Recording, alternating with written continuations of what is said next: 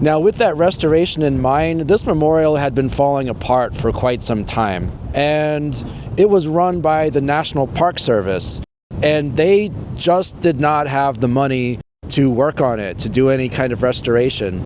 So back in 2011, the management changed from the National Park Service to the architect of the Capitol.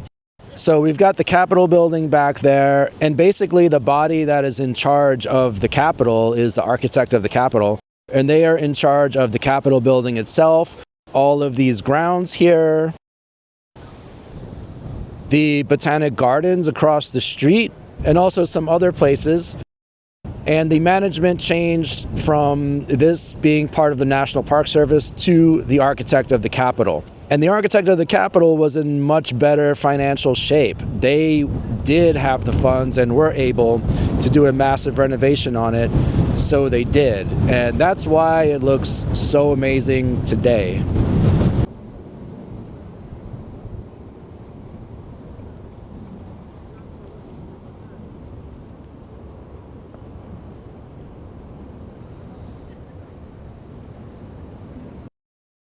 I'm sure that you've noticed by now that everything at this memorial is about the Civil War. So this memorial is meant to honor General Grant as a general in the middle of the Civil War, before he had any idea of how it would turn out, if the Union would even win or not, and especially nothing about his presidency afterwards. Here's a close-up of the Capitol reflecting pool, and there used to be a duck ramp right here. It was so cute. The ducks would just walk up on this ramp and jump in the water, and the kids basically line up around the reflecting pool and wait their turn to take their photo. And this space that the memorial is at has a pretty interesting history. At first, there was a brothel here, and after the brothel, there was the Botanic Gardens, and now it is the Grant Memorial. The Botanic Gardens moved right across the street. You can see it there, right in the center. So it's kind of hard to imagine three more different types of places for being here, but that's the history of this spot. So here we are at the cavalry unit. And just as on the other side with the artillery unit, this is no exception to the chaos of war. Again, Henry Strady very specifically wanted to show the chaos of the battlefield. And here we have a fallen horse and a fallen rider down in the front. And there is a lot going on here with this. Again, this all happens in a fraction of a second because some of the riders are fully aware of what is happening, but later on, when we take a closer look at the back, the riders in the back have no idea. So this is all unfolding in real time. Here we have a triumphant leader of the unit. He's got his sword raised, his mouth is open as in a battle cry. Down here, we have the face of the fallen soldier. He has his left arm outstretched on the ground. His right arm is actually clutching his horse. And here is the horse.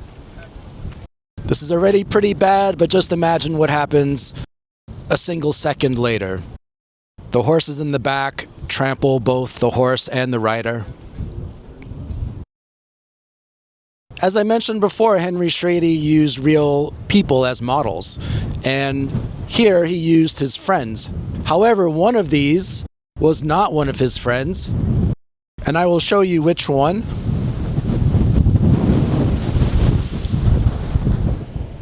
It was this soldier, the soldier who fell to the ground and is about to get trampled. Now, if you or I were the sculptor, we may have a specific face that we would like to be here in this moment. I know I have a certain face I would want here, and let's just be honest, we all do, right? So who did Henry Strady choose to be this doomed soldier? He actually chose none other than his own face. This is the face of Henry Strady, the sculptor. Now, why would someone want to put themselves in this kind of a position? Why wouldn't he make himself this guy? I mean, wouldn't you want this to be you and not this? What happened was, as I told you earlier, this entire project literally had him work himself to death. It caused him so much stress, so much strain, that it led to his death. And he wanted to show this in the memorial. This is what working on this project did to him. On the inside, to his mental health, and especially to his physical health, which led to his premature death. And partway through this process, he had a point where he almost had a mental breakdown. And that is because the other statuary group, the artillery group, the plaster mold had been completed and it was being transported to the foundry to be turned into a bronze statue. And on the way, the truck that it was being carried in caught on fire. So you had this truck on fire, but yet somehow the plaster statue remained unscathed. And then, shortly afterwards, as the bronze was being poured in for it to be a bronze statue, the foundry itself caught fire and burned down. But again, the statue survived and was unscathed. What was not unscathed was Henry Strady's mental health. And he almost had a complete breakdown, but he did push through and continued on with the work. And I want to show you what's going on up in this section here. Lots of detail here, same as with the other statuary group. In the front, this writer, he is actually hiding his face. He is hiding his eyes. He is hiding his face. He knows full well what is happening in front of him. He knows full well what is coming next.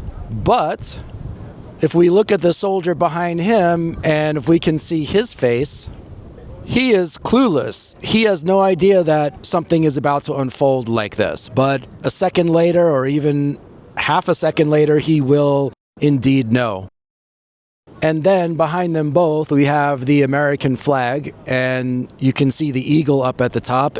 This flag was not enlarged for the statue. This is really the size of the flags that they carried on the battlefield.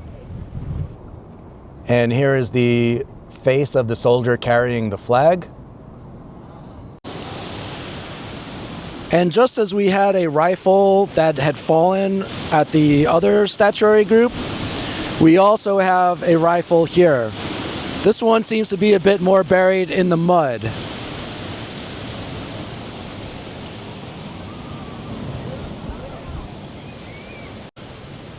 Back here on the ground, we can see the fallen rifle of the fallen soldier. And there's also a plastic water bottle back there, a bit anachronistic. I don't think anybody's gonna believe that it's supposed to be there, and of course, it's not. And here we have where Henry Strady scratched his name into the base. And it's almost as if he just took his finger and scratched it in. He probably didn't use his finger. He probably used some kind of a piece of wood or who knows what. But it just looks so real, as if he just did it. If he just scratched his name into the sand at the beach, it's really incredible.